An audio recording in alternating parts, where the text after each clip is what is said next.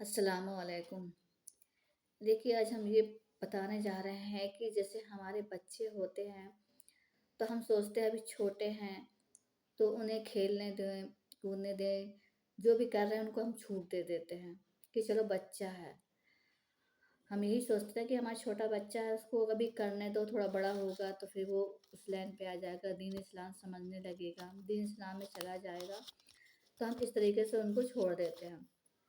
लेकिन ये गलत है। देखिए, हमारा बच्चा छोटा है, हमें उसे छोटे से ही अपने दीन इस्लाम के में ही समझ देना चाहिए, उसे बताना चाहिए कि बेटे ऐसे खाना है, ऐसे पीना, हमारे नबी पाक की सुन्नत क्या है, हमारा मज़हब क्या है, हमारा इस्लाम क्या है। ये हम छोटे से जब उन्हें सिखाएँगे तब वो बच्चे सीख पाते हैं और उनका जो ज़हन है, जो उनकी आदतें हैं, उस चीज़ पे रम जाती हैं। अगर आप शुरू से उस बच्चे को इस चीज़ में ढालेंगे तो बच्चा उसी हिसाब से वो ढलता चला जाएगा। और अगर हम अपने बच्चों को थोड़ी-सी भी ढील देंगे कि नहीं अभी छोटा है, मासूम है या अभी गाली बक रहा है, बकने दो, अभी बड़ा होगा तो यानी ठीक हो जाएगा, वो छोड़ देगा या अभी उधम मचा रहे हैं या हमारे बच्चे अभी बिस्मिल्लाह करके खाना नहीं खा रहे हैं या पानी इस तरीके से सुन्नत के हिसाब से नहीं पी रहे हैं, कुछ थोड़ा और बड़ा होगा तो वो सीख जाएगा। देखिए, ये गलत है।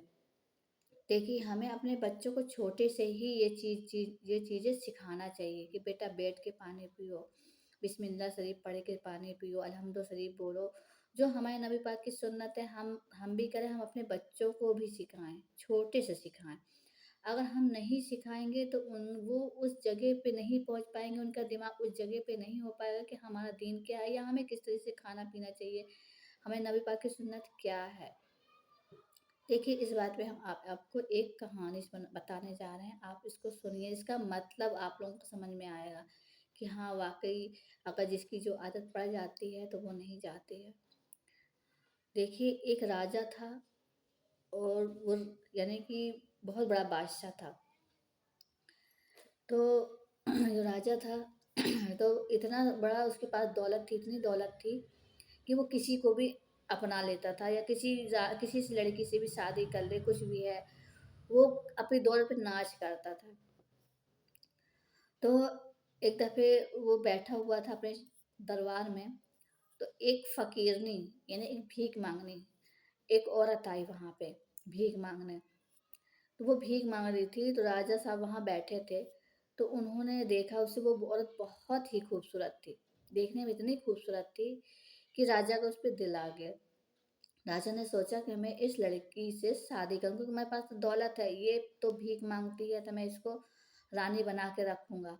तो उस राजा ने उस लड़की से बोला कि मैं तुमसे शादी करना चाहता हूँ। तो उस लड़की ने बोली कि राजा साहब, मैं तो फ़कीर हूँ, मेरी तो आदत है भीख माँगने की, मैं भीख माँग के खाना खाती हूँ, आप मुझसे शादी कैसे करेंगे?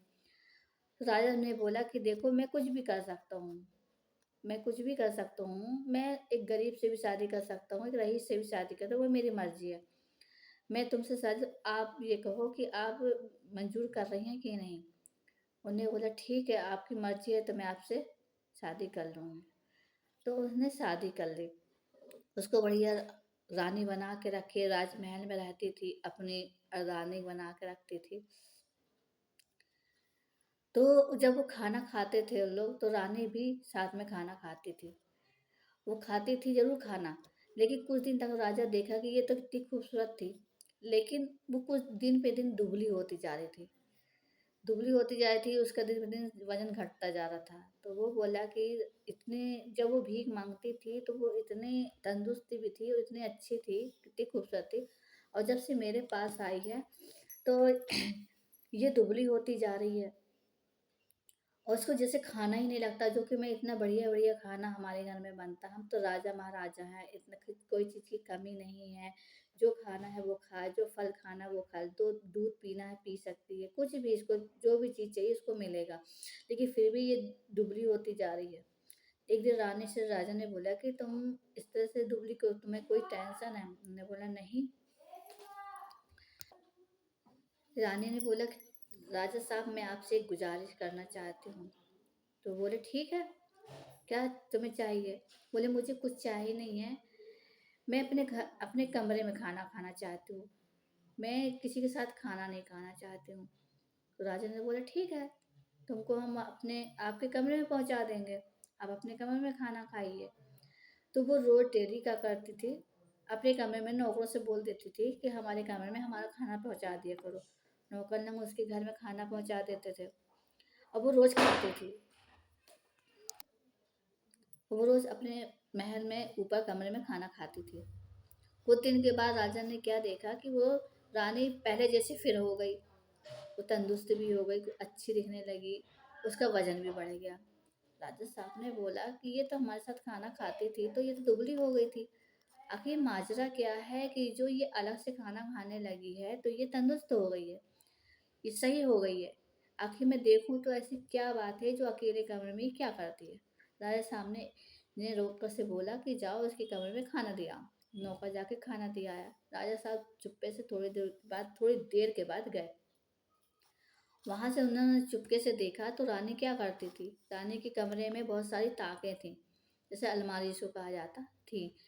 तो रानी क्या करती थी कि वो खाने को हर ताक में रख देती थी। हर ताक में पहले रख दे और फिर रखने के बाद वो हर ताक के सामने खड़ी हो जाती थी झोली फैला के और बोलती थी अल्लाह के नाम से मुझे खाना दो। और फिर वो ताक से उठा के अपने बर्तन में रख लेती थी। फिर दूसरे ताक में जाती थी, फिर बोलती थी अल्लाह के नाम से मुझे खाना दो। तो फिर अपने हाथ से उठाती थी, फिर रख लेती। इसी तरह से वो पूरे ताक में जाके अल्लाह के नाम से माँगती थी और अपने बर्तन में रख लेती थी। जब वो पूरा उठा लेती थी, तो फिर वो खाना बैठ के खा लेती थी। जब वो खा लेती थी, तो पेट भर के वो आराम से खा लेती थी। राजा साहब ने देखा तो उसे बहुत ताज्जुब हुआ कि ये रानी क्या कर रही है? ताकों में से खाना माँग रही है। फिर राजा ने रानी से पूछा, अंदर गए, बोले कि रानी तुम क्या करती हो? ताकों में रख देती हो खाना, फिर उससे भीख माँगती हो, फिर खाती तुम खाना। तो रानी ने बोला कि देखिए महाराज, मैं खाना तो आपके साथ खाती थी, लेकिन मेरा जी और मेरा मेरा दिमाग जो था, जिस चीज़ में था मैं वही करने की सोचती थी, लेकिन मैं खाती थी, मेरा खाना नहीं लगता था। मेरा मन वही होता था कि मेरी आदत थी कि मैं जब तक माँगूँ नहीं और खाऊँ नहीं, जब तक मेरा पेट नहीं भरता था। इसी वजह से मैं दुबली हो गई थी और जब मैंने ये अपने ताक में रख के मैं भीख माँगी और मैं खाने लगी तो मैं सही हो गई थी। यानी मेरी आदत है कि मैं जब तक भीख नहीं माँगती, जब तक मैं मेरा पेट नहीं भरता। राजा साहब को बहुत ताज्जुब हुआ। राजा साहब ने बोला कि यार ये जिसकी जो आदतें रहती है, वो अपनी आदत पे निर्भर रहता है। ये कहानी से यही मतलब लिखता है कि जो हम अपने बच्चों को जिस आदत में डालेंगे, वो बच्चा उसी हिसाब से चलेगा। उसकी आदतें वो डल जाएगी तो बड़ी मुश्किल से वो आदतें छूटती हैं। इसलिए हम अपने बच्चों को क्यों बिगड़ने दें? पहले से ही हम अपने बच्चों को उस जगह पे कंट्रोल रखें कि हमारा बच्चा दीन इस्लाम पे जाए, दीन इस्लाम पे चले, हमें नबी पाक की सुन्नतों को निभाए और हमारे मज़हबों को समझे। देखिए जो गैर मोमिन होते हैं वो अपने साँचे में डालते हैं, तो हम भी अपने ही साँचे में डालना हमारा फ़र्ज़ है। फिर हम कहते हैं हमारे बच्चों की संगतें हैं, तो उसका संगतों का असर पड़ गया, वगैरह-वगैरह बोलते हैं कि हमारा बच्चा दोस्तों के साथ रहता है, उसकी संगत का असर पड़ गया, उनके लोग किसी के घर में जाता है, उसकी संगत तो देखिए वो तो संगत बाद में पा रहा ना, पहले तो वो हमारी संगत पा रहा ना, क्योंकि हम उनके साथ 24 घंटा रहते हैं। जब हमारी संगत वो करेंगे, हम उन्हें बार-बार टोकेंगे, बेटा ये नहीं, ऐसा नहीं, ऐसे करना है, ऐसा नहीं, ऐसे करना है। तो देखो उसके दिमाग में वो चीज़ टच होती जाएगी और वो चीज़ समझता जाएगा। भले ही वो दूसरी की संगत में जाएँगे, फिर भी वो उसका दिमाग यहाँ रहेगा कि हम अपने घर में क्या करते हैं, वो हमें दूसरी जगह भी करना है। तो ये हमारे समझाने का मतलब ये था कि हम अपने बच्चों को शुरू से, बचपन से ही अपने बच्चों को दीन इस्लाम सिखाएँ और दीन इस्लाम पे चलना सिखाएँ और नबी पाक की सुन्नतों को बताएँ। छोटी-छोटी दुआओं को याद करना सिखाएँ, छोटी-छोटी बातों को उनके ज़हन में डालें। कुछ गुफ्तगू करते हैं तो दीन इस्लाम की गुफ्तगू करें। तो देखिए आपके बच्चे कभी नहीं बिगड़ पाएँगे और दीन इस्लाम पे ही रहेंगे। आप लोगों को कैसा लगा आप लोग ज़रूर बताइए कमेंट करके। अस्सलामु अलैकुम।